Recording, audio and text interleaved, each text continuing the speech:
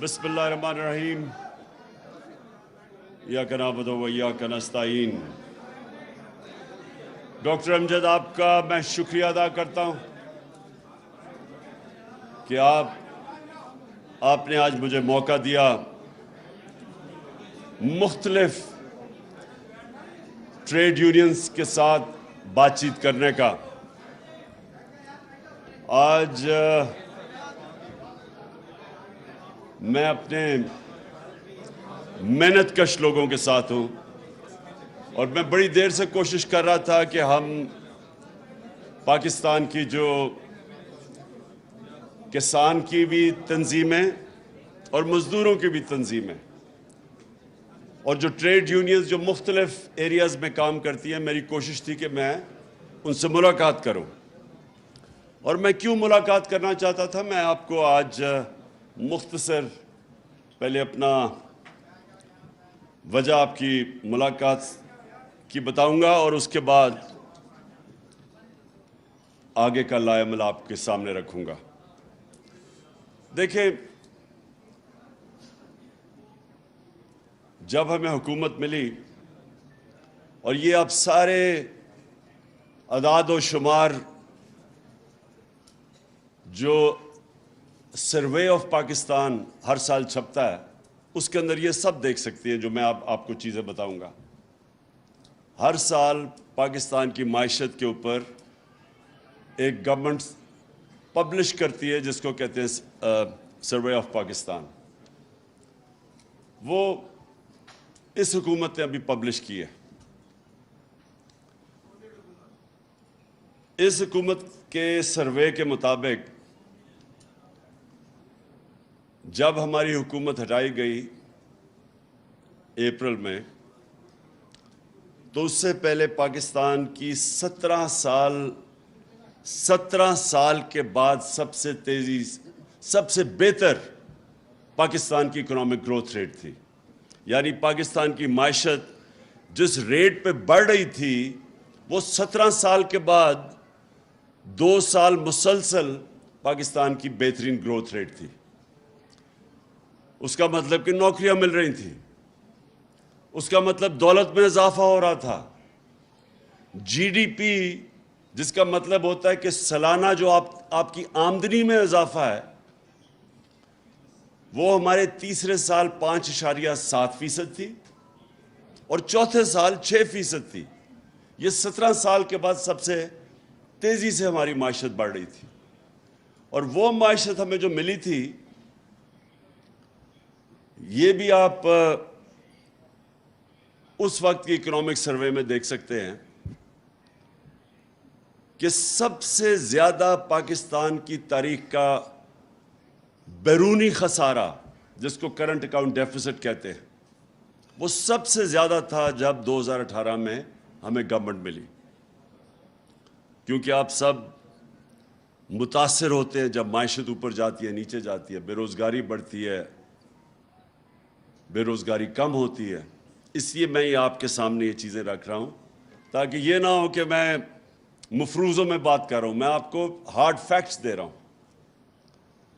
تو 20 ارب ڈالر کا خسارہ، یہ جو ابھی اسحاق ڈار کو امپورٹ کیا گیا وہاں سے، یہ تب جب یہ فائنانس منسٹر تھا، تو 5 سال میں پاکستان کی ایکسپورٹس جو آمدنی لے کے آتی ہیں، جو ڈالر ملک میں لے کے آتی ہیں ایکسپورٹس، وہ 5 سال میں نہیں بڑھی تھی۔ اور ان کے دور میں تیل آدھی قیمت میں تھا۔ جو ہمیں گورنمنٹ ملی، ہمارا تیل رہا ہے $100 سے بھی اوپر گیا انٹرنیشنل مارکیٹ میں۔ ان کے دور میں $50 تھا، تو تیل بھی کم تھا۔ جو اصل ہمیں مشکل پڑتی ہے پاکستان کو، کیونکہ ہم امپورٹ کرتے ہیں تیل، جب وہ عالمی منڈی میں اوپر جاتا ہے تو وہ پھر ساری چیزیں مہنگی کر دیتا ہے۔ بجلی بھی، کیونکہ آدھی تقریباً بجلی تیل سے بنتی ہے، وہ بجلی بھی پھر اوپر چلی جاتی ہے۔ تو ان کے دور میں آدھا تھا، تقریباً $50 کے ارد گرد تیل تھا۔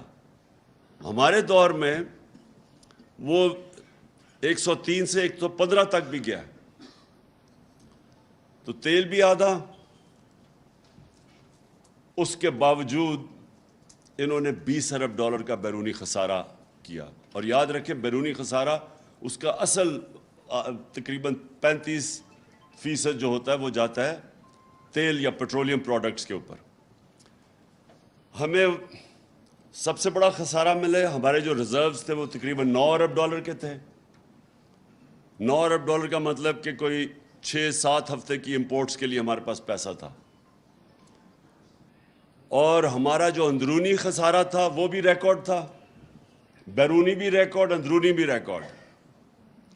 اور پھر یہ جو ہماری بجلی تھی, انہوں نے جو کانٹریکٹ سائن کیے تھے وہ اس کو کہتے ہیں کیپیسٹی پیمنٹس. انہوں نے جو کانٹریکٹ سائن کیے تھے وہ آپ بجلی خریدیں یا نہ خریدیں آپ کو بجلی کی قیمت دینی پڑتی تھی.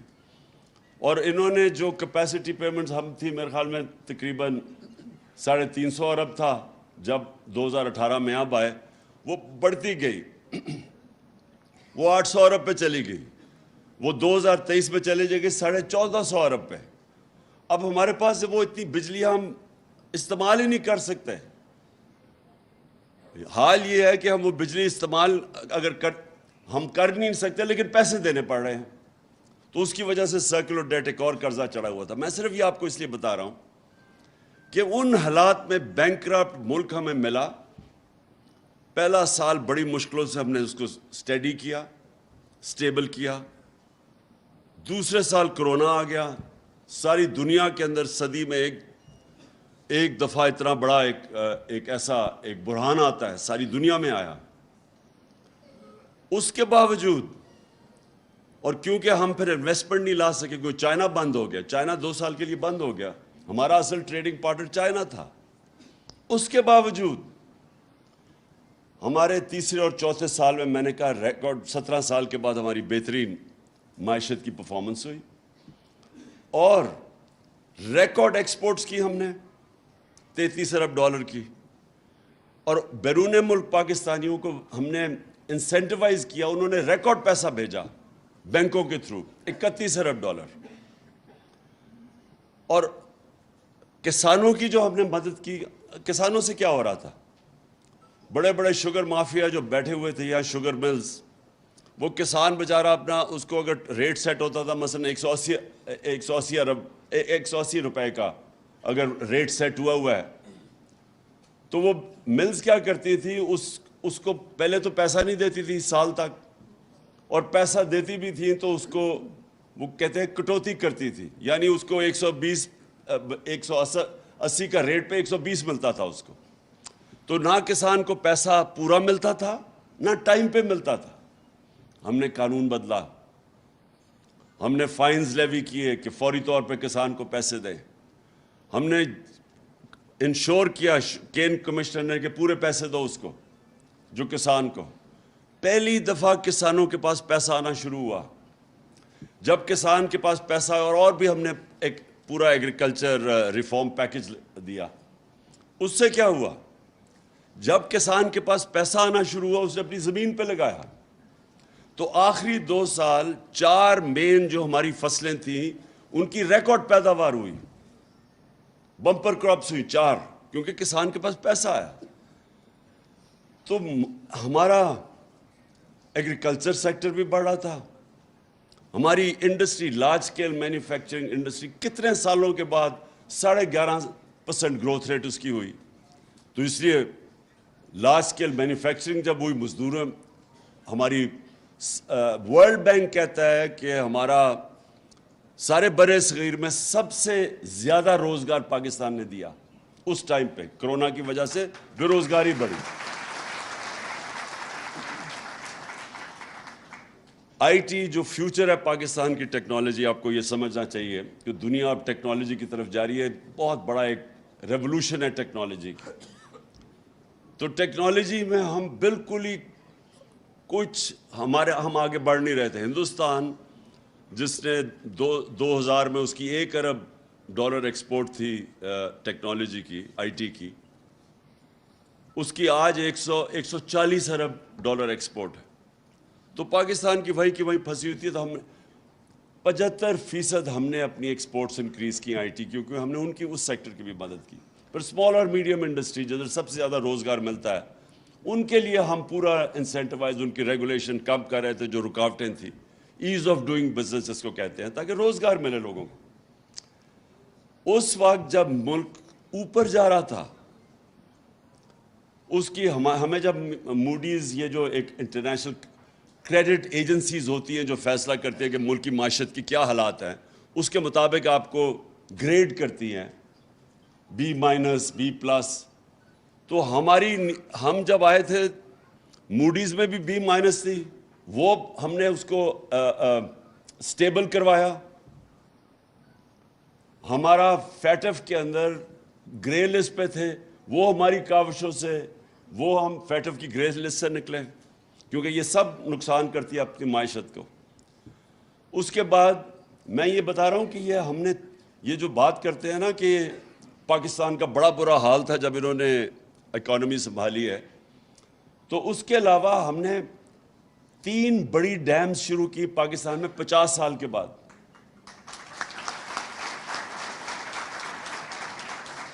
جن کو مجھے افسوس سے بھی کہنا پڑتا ہے کہ وہ سارا رک گیا کام, کیونکہ گورنمنٹ کی اب وابڈا کی جو ریٹنگ ہے وہ نیچے چلی گئی ہے. جب سے یہ آئے ہیں کریڈٹ ریٹنگ نیچے گئی ہے, اب باہر سے قرضے نہیں ملیں گے. تو وہ سارا جو ہم نے اتنی 50 سال کے بعد اپنے ملک میں پانی کے ریزروائرز اور پانی سے بجلی بنانا, جو سب سے آسان صاف طریقہ ہے بجلی بنانے کا, وہ اب رکا ہوا ہے.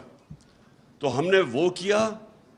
پھر ہم نے پہلی دفعہ یہ جو موسم کی تبدیلی, جس کو جو ایک بہت بڑا دنیا میں مسئلہ آ رہا ہے, یہ جو سیلاب آ رہے ہیں, موسم اب آپ بتا نہیں سکتے, کبھی زیادہ بارشیں ہو جاتی ہیں, کبھی خشک سالی آ جاتی ہے. تو وہ جو ہم نے پہلی دفعہ پاکستان میں کسی نے کیا, ہم نے جو 1 ارب درخت پہلے پختونخوا میں لگایا, اب 10 ارب درخت کا, جو دنیا نے اکنالج کیا, یہ انٹرنیشنلی اکنالج ہے. اس کے علاوہ میں صرف آپ کو بتانا چاہتا ہوں کہ یہ ملک سے کتنا بڑا جرم ہوا ہے کہ وہ جو گورنمنٹ یہ مشکل سے ملک کو نکال کے, بینکرپٹ ملک کو کرونا کے باوجود جو اوپر لے کے جا رہی تھی. اور پھر یہ بھی میں آپ کو ابھی بتا دوں, ہمارے اوپر 2 فائن ہوئے تھے, 2 کرپشن کیسز ہوئے تھے. ایک کارکے کا, رینٹل پاور کا, وہ پاکستان کو 250 ارب روپے کا فائن ہو چکا تھا. اور پھر اس سے بھی بڑا, جو سب سے بڑا تھا, ریکو ڈیک, وہ بھی پاکستان کے کیس فائن ایوارڈ ہو چکا تھا, اور وہ پتہ نہیں تقریباً 2000 ارب کا تھا. دونوں ہماری حکومتوں نے, ہم نے ان کو ریزالو کیا. ہم نے پہلے سیٹل کیا کارکے کا, میں نے ترکی کے پریزیڈنٹ اردوغان سے بات کر کے تو ہم نے وہ ختم کیا. اور پھر ہمارے دور پہ نیگوسیشن میں ریکو ڈیک, جو کہ بالکل پاکستان کو, جس طرح میں نے کہا, اتنا بڑا وہ 2000 ارب کا فائن پاکستان تو برداشت ہی نہیں کر سکتا تھا, وہ ہم نے سیٹل کیا. اس وقت انہوں نے سازش کر کے گورنمنٹ گرائی. اور گورنمنٹ کیوں گرائی؟ انہوں نے کہا جی بہت مہنگائی ہو گئی ہے. مہنگائی جناب پاکستان میں, مہنگائی مارچز کر دی, اور پتہ نہیں وہ 3-4 لانگ مارچز کر دی مہنگائی کے اوپر. مہنگائی کیا تھی؟ میں بار بار کہتا گیا کہ یہ عالمی مہنگائی ہے, ساری دنیا کے اندر مہنگائی آئی ہوئی ہے. اور اس کے باوجود پاکستان دنیا میں سب سے سستا ملک تھا. ہم نے جو ڈیزل اور پٹرول ہم نے نیچے رکھا ہوا تھا. ہم پہلا ملک تھے جس نے سبسڈائز کیا. ہم نے اور جگہ سے پیسے نکالے اپنے ڈیولپمنٹ فنڈ سے. ہم نے ریکارڈ ٹیکس اکٹھا کیا, اس ٹیکس سے ہم نے اس کو سبسڈائز, جو ہمیں فگرز دی ہوئی تھی. ہم بھی IMF کے پروگرام میں تھے. یہ کہتے ہیں نا جی IMF کی وجہ سے سارے مسئلے ہوئے ہیں. ہم تو IMF کے ساتھ 2.5 سال تھے, ہم بھی IMF کے پروگرام میں تھے. اس کے باوجود ہم نے پٹرول اور ڈیزل سارے بر صغیر میں سب سے سستا پاکستان میں تھا. ہم نے سبسڈائز کیا ہوا تھا. ہم نے بجلی 16 روپے یونٹ تھی, ہم نے اس کے اوپر بھی 5 روپے سبسڈی دی ہوئی تھی. تو انہوں نے کیا کیا, کہا کہ جناب یہ مہنگائی روکنے کے لیے آئے ہیں. 50 سال میں آج سب سے زیادہ مہنگائی ہے پچھلے 5 مہینوں میں. 50 سال میں اتنی مہنگائی نہیں ہوئی. سارے مہنگائی کے ریکارڈ ٹوٹ گئے ہیں. اور تو اور چھوٹے جو سیدھی آٹا, جو عام آدمی کا وہ دگنی ہو گئی ہے اس کی قیمت، 100 روپے کلو سے اوپر چلا گیا. چاول دگنے ہو گئے ہیں. جو پٹرول اور ڈیزل ہمارے زمانے میں تھے، اب تو عالمی منڈی میں تیل نیچے آ چکا ہے. ہمارے زمانے میں 103 ارب سے 110 پہ گیا ہے، وہ نیچے آ کے اب وہ آ گیا $90 کے اوپر. اس کے باوجود 250 روپے کا لیٹر ہو گیا ڈیزل، جو ہر چیز متاثر کرتا ہے، اور پٹرول. اور روپیہ گرنا شروع ہوا. جس دن انہوں نے عدم اعتماد کی تھی تو 178 روپے کا ڈالر تھا. آج پتہ نہیں کتنے 240 پہ جا کے اب پتہ نہیں 230 پہ یہ کتنا بھی ہے. تو میں یہ سوال پوچھتا ہوں کہ یہ کس نے یہ سازش کی، کیوں کی، کیا مقصد تھا اس کا؟ اس سے کیا سب کے سامنے ہے کہ اب پاکستان کو بجائے نقصان ہونے کہ پاکستان کی تو ساری موڈنگز کی جو ریٹنگ ہے جو وہ گر کے وہ کون سی چلی گئی، سی یعنی سی جو کہ یعنی تقریباً سب سے نیچے چلی گئی ہے. ہمارے 5 بینکوں کی ریٹنگز نیچے چلی گئی ہے، انٹرنیشنل کریڈٹ ریٹنگز. اور پھر سے میں نے کہا 50 سال میں سب سے زیادہ مہنگائی ہے. اور جو گروتھ ریٹ 6% پہ تھی، یہ کہہ رہے ہیں 2% پہ، لوگ کہہ رہے ہیں اس سے بھی اب نیچے جانے والی ہے. انڈسٹری جو کہ فیصل آباد کے اندر ٹیکسٹائل کے اندر مزدور نہیں مل رہے تھے، ٹیکسٹائل کے مزدور نہیں مل رہے تھے فیصل آباد میں، باہر سے لے کے آ رہے تھے. آج وہاں 20% انڈسٹری بند ہو گئی ہے. تو میرا پوائنٹ یہ ہے کہ آج ہم اپنے آپ سے سوال پوچھیں کہ یہ کیا وجہ تھی. اور 2 وجوہات تھی. جو بیرونی سازش تھی ان کی تو بڑی سمپل تھی کہ وہ چاہتے ہیں کہ پاکستان میں ایک ایسا حکمران ہو جس کو وہ پتلا ہو، جو حکم کرے وہ کر دے. اگر وہ کہے جی ہماری جنگ میں شامل ہو جاؤ تو ہم 80,000 اپنے لوگ بھی قربان کر دیں ان کے لیے. وہ کہے جی روس سے تم نے سستا تیل نہیں لینا، تو ہم کہیں جی ہاں جی جو آپ کہتے ہیں ہم تیل نہیں لیتے. ہندوستان 40% کم قیمت پہ تیل لے رہا ہے روس سے، لیکن ہمیں اجازت نہیں ہے کیونکہ ہم غلام ہیں یہاں. اور وہ کیوں غلام ہیں؟ ان کے پیسے باہر پڑے ہوئے ہیں. یہ ایک چیز یاد رکھنا، اگر آج میرے بھی پیسے ملک سے باہر پڑے ہوتے تو میرے میں جرت نہ ہوتی ایبسولوٹلی ناٹ کہنے کی.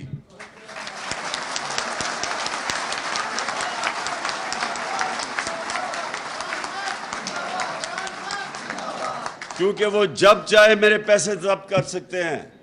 جب سے وہ روس اور یوکرین کی لڑائی ہے انہوں نے روسیوں کے پراپرٹیز اثاثے ضبط کرنے شروع کر دیے ہیں.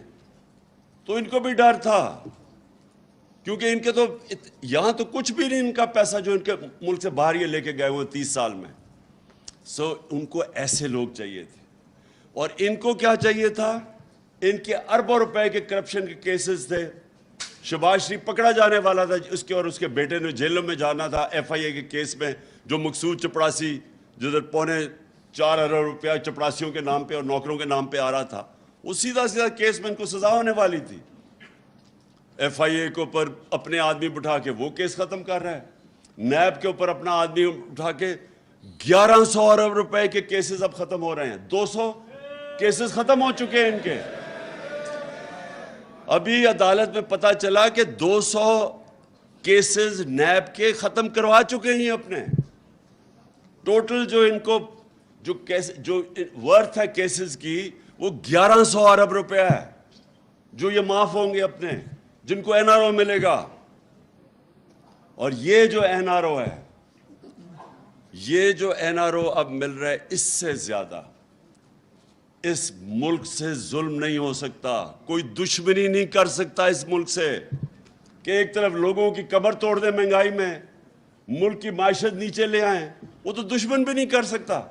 اور ساتھ اربوں روپے کے بڑے بڑے ڈاکوں کے کیسز معاف ہو جائیں اور قانون چینج کر دیں. اب قانون اپنی چوری بچانے کے لیے انہوں نے قانون جو بدلے ہیں، میں اس لیے آپ کے سامنے یہ چیزیں رکھ رہا ہوں. اب انہوں نے قانون کیا بنایا ہے کہ اگر عمران خان کے کوئی 1 ارب روپیہ باہر پڑا ہوا ہے برطانیہ میں یا اثاثے ہیں اس کے, اور انفارمیشن آ جاتی ہے کہ یہ عمران خان کے ہیں. انہوں نے قانون بنایا ہے کہ وہ عدالت میں ایڈمیسیبل نہیں ہے, وہ ایڈمٹ ہی نہیں کر سکتے عدالت میں, انہوں نے قانون بنا دیا ہے. اور دوسرا, اب یہ آپ سب کے سامنے وہ آپ کی میں نے کئی دفعہ فلمیں دکھائی ہیں کہ پہلے وہ مریم کہتی ہے جی ہمارے یہ 4 بڑے بڑے محلات لنڈن میں ہمارے نہیں ہیں. میری تو لنڈن چھوڑو پاکستان میں بھی کوئی پراپرٹی نہیں ہے.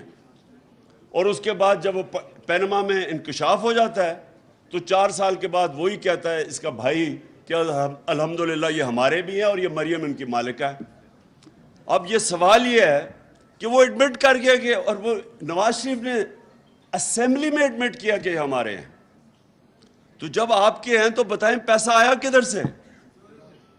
اور وہ کیا کہہ رہا ہے, وہ جج نیب والے سے پوچھ رہا ہے کہ بتائیں جناب آپ بتا سکتے ہیں کہ یہ نواز شریف کا ہے یا نہیں؟ اسے کہا جی میں نہیں بتا سکتا کیونکہ وہاں بھی میچ تو فکس ہوا تھا, اپنا نیب کا ہیڈ رکھ دیا انہوں نے. اس نے کہا جی نہیں میں نہیں بتا سکتا, چلو جی بری ہو گئے. یعنی دنیا میں ایسا مذاق ہوتا ہے کہ ہر پبلک آفس ہولڈر کے لیے ساری دنیا میں قانون ہے.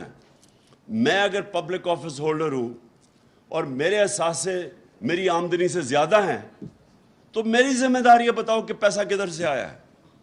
میں تو پبلک آفس ہولڈر نہیں تھا جب میں کرکٹ کھیلتا تھا, آج سے 35-36 سال پہلے جب میں نے لنڈن میں اپنا فلیٹ لیا تو میں تو پبلک آفس ہولڈر نہیں تھا. میں تو پاکستان کا ٹیکس ریزیڈنٹ نہیں تھا کیونکہ 6 مہینے میں ادھر کرکٹ کھیلتا تھا, 6 مہینے ٹور کرتا تھا دنیا میں. اس کے باوجود عدالت نے میرے سے جو سوال پوچھا کہ کدھر سے وہ پیسہ آیا, کدھر سے آمدنی, 40 سال پرانے کانٹریکٹ میں نے دکھائے ان کو کہ کدھر سے میرے سے پیسہ آیا. میں نے لنڈن, اور وہ فلیٹ بیچ کے پاکستان پیسہ لے کے آیا. یعنی تو میں اس لیے آپ کو کہہ رہا ہوں کہ اگر ایک کرکٹر اپنی ساری source of income money trail دے سکتا ہے تو جو 3 دفعہ ملک کا پرائم منسٹر ہے وہ کیسے نہیں دے سکتا؟ اس کے اوپر تو ذمہ, وہ تو سب سے سپریم عہدہ, وہ کیسے نہیں بتا سکتا کہ میری پراپرٹیز باہر کیسی ہے. میری بیٹی, وہ اس کے پاس تو کوئی ذریعہ معاش تھا ہی نہیں کہ وہ اتنے بڑے فلیٹ لے سکتی. تو اس کا مطلب اس کے چوری کے پیسے بیٹی کے نام پہ لے لیے, اور اس کو اگر آپ بری کر دیتے ہیں تو اس کا مطلب کہ وائٹ کالر کرائم کو پاکستان میں آپ پکڑ نہیں سکتے. اس کا مطلب کہ میں بڑا طاقتور چور ہوں اور میں یہاں سے پیسے چوری کرا کے ملک سے باہر بھیج دوں, کوئی مجھے نہیں پکڑ سکے گا. انہوں نے قانون ہی بدل دیا ہے, انہوں نے لائسنس دے دیا ملک کو ڈاکہ مارنے کا, اور صرف اب چھوٹا چور پکڑا جائے گا, بڑا ڈاکو نہیں پکڑا جائے گا جو انہوں نے قانون بنائے. اس لیے میں یہ ساری اپنی قوم کو کہہ رہا ہوں کہ آپ تیار ہوں کہ دیکھیں اس سے بڑی ناانصافی کسی بنانا ریپبلکس میں نہیں ہے, غریب ملکوں میں ایسی ناانصافی نہیں ہے. کوئی کسی غریب ملک بھی 10 دفعہ سوچتے ہیں کہ اتنا شرمناک قانون ہم نہیں بنا سکتے کہ اب چوری کو اجازت دے دو, طاقتور کی چوری کو اجازت دے دو. اس لیے میں کال دے رہا ہوں اپنی قوم کو کہ یہ آپ نے, اگر آپ, وہ اللہ کا فرمان ہے, جہاد ہے ظلم کے سامنے کھڑا ہونا اور ناانصافی کے. وہ حضرت علی رضی اللہ تعالیٰ کا قول ہے کہ کفر کا نظام چل جائے گا لیکن ناانصافی کا نظام نہیں چل سکتا, یہ نظام نہیں چل سکتا. تو میں اب آپ کو اچھا, اور سارے آپ یونینز کو میں صرف یہ کہنا چاہتا ہوں کہ دیکھیں اگر ملک میں روزگار ہوگا تو یونینز کے پاس بارگننگ پاور ہوگی نا. اگر بے روزگاری ہوگی جو یہاں بڑھتی جا رہی ہے, اب جب گروتھ ریٹ نیچے گر رہی ہے تو اس کا مطلب بے روزگاری بڑھتی جا رہی ہے. تو جب بے روزگاری اور بھوک ہوگی تو آپ کا تو سارا انفارمل سیکٹر میں آپ کا ورکر چلا جائے گا, وہ تو جو پیسے دے گا وہ اس کو لینے کے لیے تیار ہو جائے گا. تھوڑی اگر 25,000 منیمم ویج ہے تو وہ تو 10,000 پہ بھی کام کرے گا بھوکا آدمی. اس لیے اگر یہ معاشی اس بحران بڑھتا جائے گا تو سب افیکٹ ہیں اور مہنگائی بڑھتی جائے گی. اب اس مہنگائی کے اندر مجھے بتائیں, جو بجلی اب बिजली 16 रुपए यूनिट हमारे पास थी, अब 36 रुपए यूनिट ऑफिशियल है, टैक्स लगा के 50 रुपए यूनिट पे पहुंच गई है। अब अभी लोगों के पास बिजली के बिल आएंगे, बताइए कौन बिजली का बिल देगा? जो तनख्वाहदार तबका वो तो मारा गया। सारा तनख्वाहदार तबका आज इस महंगाई में मारा जा रहा है। इसलिए आपने सब ने, अच्छा अगर बुरा वक्त आता तो चलो सारा मुल्क मिलके कुर्बानियां दे। ये बड़े बड़े डाकू अपने अरबों रुपए के केसेस माफ करवा रहे हैं और कौम को कह रहे हैं कुर्बानी दो। इस नाइंसाफी के खिलाफ मैंने आप सबको कॉल दूंगा। ये जरा हल सब आपने खड़े होके ये मेरे साथ हल्फ लेना है। हाथ खड़ा कर लीजिएगा। बिस्मिल्लाहिर्रहमानिर्रहीम। बिस्मिल्लाहिर्रहमानिर्रहीम। हम हल्फ उठाते हैं कि हम पाकिस्तान के आइन की हमेशा पासदारी करेंगे। हम पाकिस्तान की खुदमुख्तारी का और पाकिस्तान की खुद मुख्तारी का तहफ़्फ़ुज़ करेंगे कि हम कभी भी अल्लाह के सिवा किसी के सामने नहीं झुकेंगे। और हम पाकिस्तान की हकीकी आज़ादी के इस जिहाद में आखिर तक इमरान खान के शाना बशाना जद्दोजहद करेंगे और हर किस्म की कुर्बानी के लिए तैयार रहेंगे। अल्लाह हम सब का हामी और नासिर हो।